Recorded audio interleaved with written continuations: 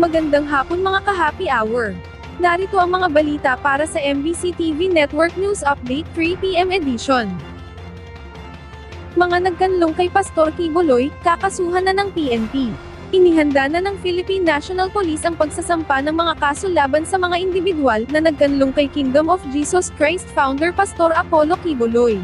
Ipinag-utos na ni PNP Chief General Romel Francisco Marbil ang full investigation sa kaso para matukoy at mapanagot ang mga nagkanlong sa pastor. Binigyang diin ito na hindi makakatakas si Quiboloy sa mga tumutoogi sa kanya, nang walang tulong mula sa mga kasamahan at close associates nito. Kabilang narito ang mga legal representative na aktibong nanlinlang sa mga awtoridad, hinggil sa kanyang eksaktong kinaroroonan.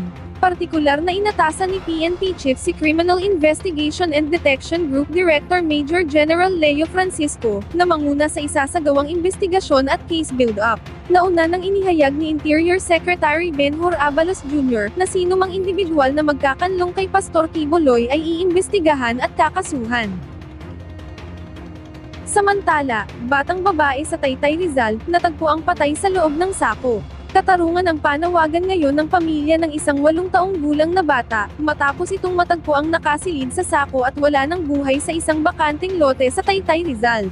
Ang sospek ay kapitbahay at kumpare ng tatay ng biktima. Kasalukuyan nang nasa kustodiya ng pulisya ang sospek, habang gumugulong na rin ang investigasyon. At yan ang mga balita para sa MBC TV Network News Update 3 PM edition.